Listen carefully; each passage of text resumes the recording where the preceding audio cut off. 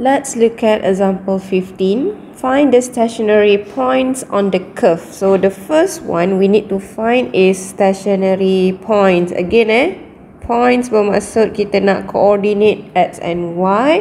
And kalau disebut stationary, kita terus faham dia ialah dy dx sama dengan kosong.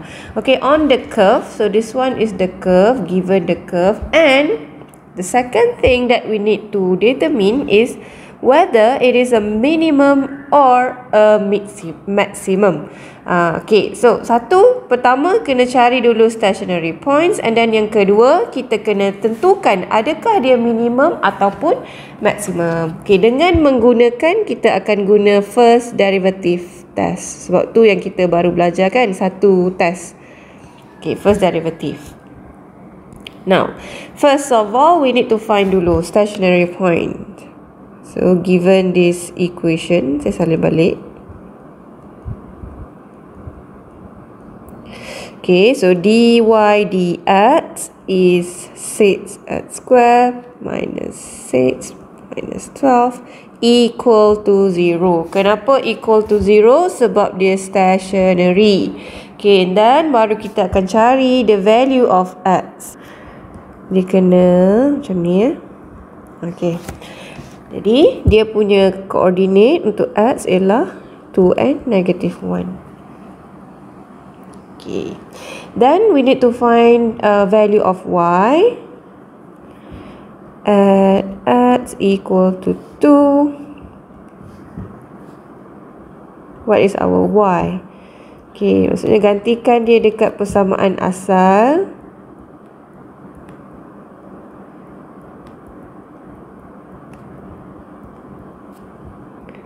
Kita akan dapat negative 15. Bermaksud titik dia yang pertama ialah 2 dan negative 15. Okey, itu satu. Okey, lagi satu. Pada koordinat negative 1. Okey, kita akan dapat nilai y. Gantikan dia dekat persamaan asal.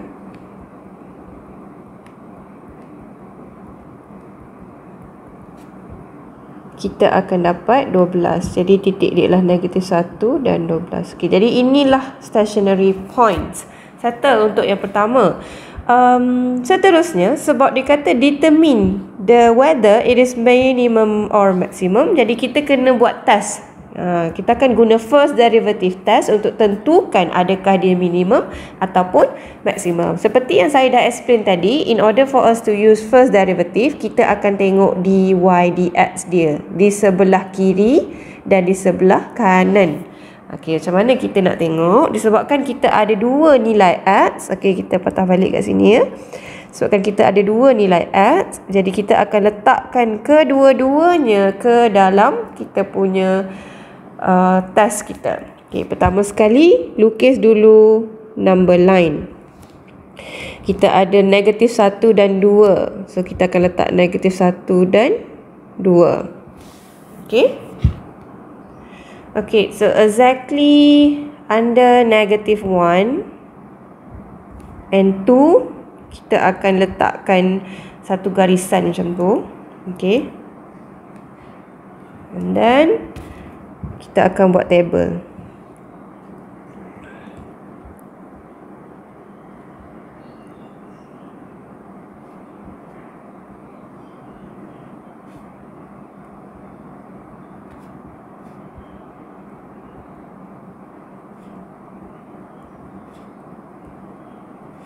Okay, so this is our table.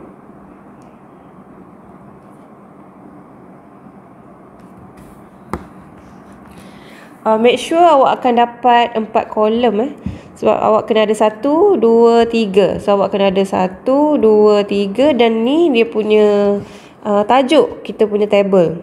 Ni interval. Okay, the first one is interval, and then this one test value of x. Okay, maksudnya nilai x yang kita perlukan. Ini ialah dy dx sign, and then last sekali ialah shape. Okay, so kena ada 4 benda ni. Apa benda ni? Okay, jom kita buat sama-sama. The first one, kita akan tentukan dia punya interval untuk this side. Okay, pada kotak yang pertama. Kita start from negative infinity until negative 1. So, kita akan buat negative infinity until negative 1.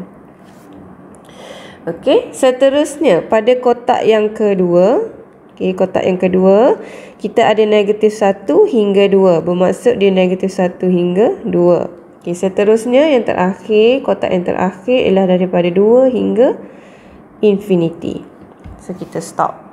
Seterusnya, kita akan pilih test value of x. So this one you can choose any.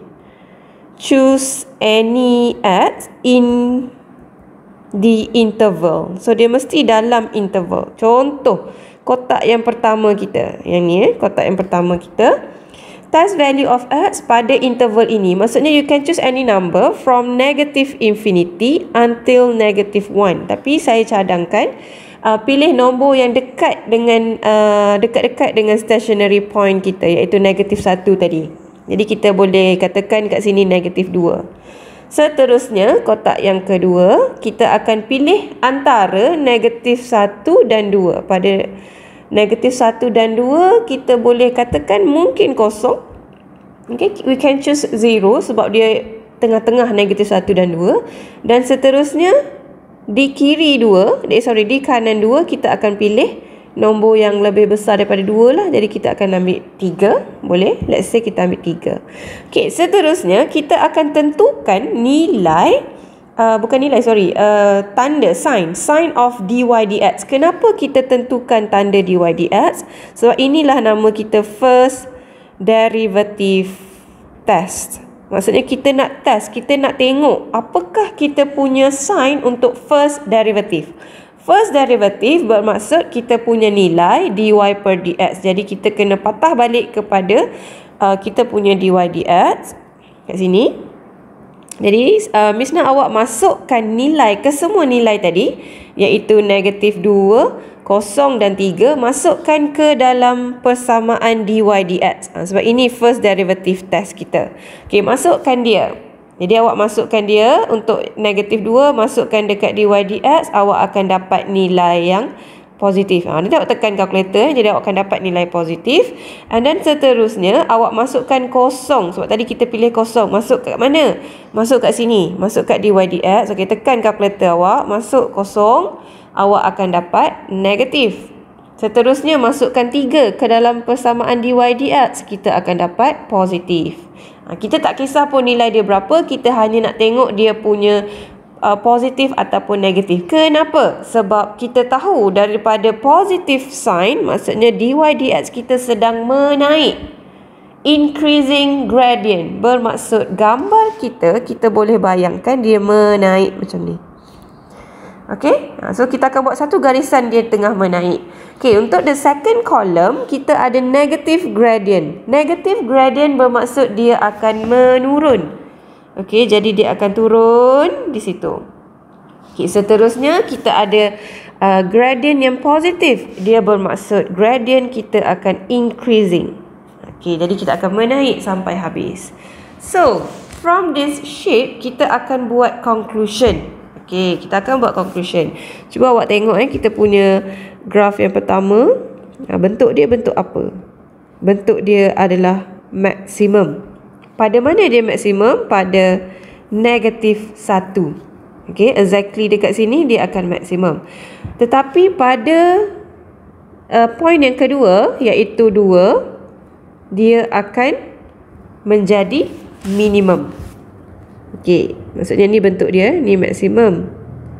Yang kedua dia bentuk macam ni. So dia minimum. So itulah conclusion yang kita boleh buat. Jadi kena tulis conclusion last kali. Conclusion kita ialah pada titik negative 1 and 12 is maximum point. And at 2 negative 15 is a minimum point.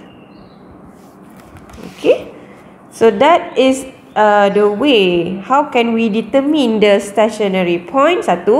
Pertama sekali determine the stationary point. by letting dy dx equal to 0. And then find the value of y. Nampak kita cari nilai y. Dan kita akan dapatlah dua stationary points. Seterusnya, we need to determine either it is minimum or a maximum point. How can we determine that? We can use first derivative test. First derivative bermaksud kita akan tengok dia punya sign ini. Ni yang paling penting kat sini. Kita akan tengok kat sini.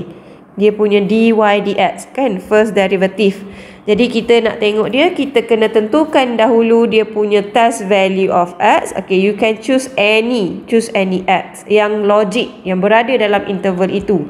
And then once kita dah dapat sign dia, positif, negatif, positif, kita akan lukis bentuk. Kalau macam ni, maximum. Kalau yang macam ni, minimum. Dia tengah duduk, paling bawah, paling bottom. Ni paling atas. Macam tu. So that is the way. Okay.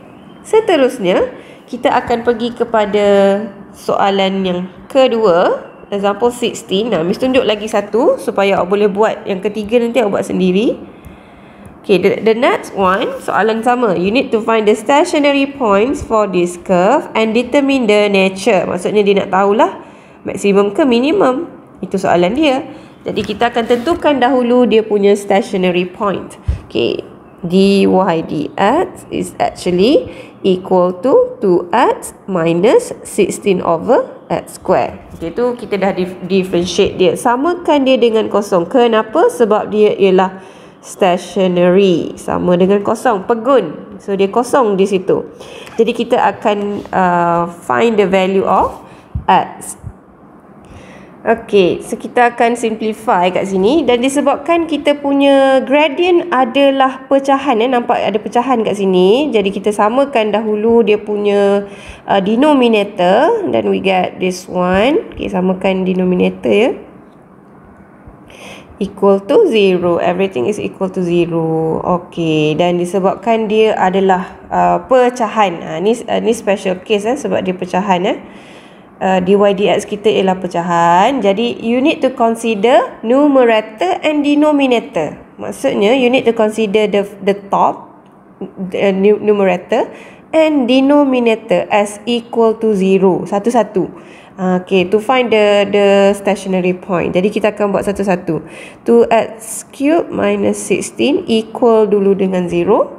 And then lagi satu, x square yang bawah, denominator pun kita akan samakan dengan kosong. Okay, so this one kita tulislah dia undefined. Sebab apa? Bila denominator sama dengan kosong, okay, kalau denominator of a fraction sama dengan kosong, kita akan tekan calculator, dapat math error kan. Kita maksudnya dia adalah undefined. Tak apa. So kita akan cari dia punya nilai x. Okay, for this one kita akan dapat, okay, you rearrange lah, you akan dapat 2. And then on this side kita akan dapat 0. Okay, so this is our stationary point for x. Okay. Okay, dan disebabkan kita mencari stationary point, so kita kena cari juga nilai y. Okay, again just like before lah. So at x equal to 2. Okay, kita akan guna persamaan asal. Y is equal to 2 square plus 16 over 2. So kita akan dapat nilai y kat sini ialah sama dengan 12. Okay, at x equal to 0, kita gantikan dia dekat persamaan asal untuk cari nilai y. Kita akan dapat macam ni, iaitu kosong. Bermaksud kita akan dapat jadi kita akan dapatlah dia punya koordinat kat sini, dapat 2 dan 12. And then this one 0, 0. Okay, so now once we know our stationary points, kita akan tentukan siapakah maksimum, siapakah minimum di sini ya. Jadi seperti yang kita dah buat tadi, kita akan draw a line, a number line, and then kita akan tengok nilai x kita. Kita ada dua nilai x jadi kita akan letak 0 and 2. Okay, exactly below dia kita akan buat satu garisan. Okay,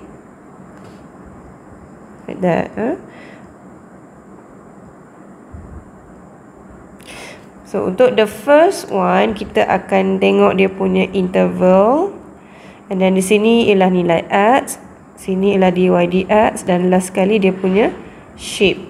Okay, so for our interval, the first column is negative infinity until 0, 0 until 2, and 2 until infinity. So we have to choose the possible value of x yang sesuai di antara negative infinity hingga kosong. Kita boleh pilih negatif 1. Antara kosong dan 2 kita boleh pilih in between dia, kita boleh pilih 1. Dan seterusnya 2 infinity kita boleh pilih 3. Okay, so seterusnya kita akan tentukan dia punya sign of dy dx. Macam mana kita nak tentukan dia? Awak kena patah balik kepada persamaan dy dx kita. Jadi kita akan tengok di sini, gantikan kita punya nilai x di persamaan gradient kita tadi, dy over dx. Okay, jadi bila awak gantikan negatif 1 ke dalam persamaan dy dx, kita akan dapat negatif gradient. Seterusnya masukkan 1 dapat negatif juga gradient, dan seterusnya masukkan 3 dapat positif gradient. Dan kita akan lukis dia punya shape. Disebabkan gradient kita ialah negatif, ini membawa maksud dia akan menurun graf dia. Okay, and then second column pun sama, dia akan menurun juga. And then barulah last sekali kita akan buat, sekejap sekali, dan last sekali dia akan menaik. Okay, betul? Bermaksud di sini, kalau kita perhatikan ketiga-tiga kolom di yang ni, okay, kita tak ada pun apa-apa maksimum ataupun minimum. Kenapa? Sebab dia turun dan dia turun. Dua-dua dia turun. Okay, bermaksud di sini tak ada pun maksimum ataupun minimum. Di sini akan jadi inflection. Okay, tetapi di sini dia bertemu pada satu titik kan, dan dia berada di bawah. Jadi ini ialah minimum point pada x kita sama dengan 2. Okay, jadi kita boleh buat conclusion. Satu sahaja titik kita yang ada, iaitu minimum point. Kita boleh buat conclusion 212 is a minimum point. Kenapa ambil 212 tak ambil 00? Sebab dekat 2 yang kita dapat minimum. Pada kosong kita dapat inflection. Jadi kita tak ada pun maksimum minimum pada inflection point itu. Okay, so untuk seterusnya,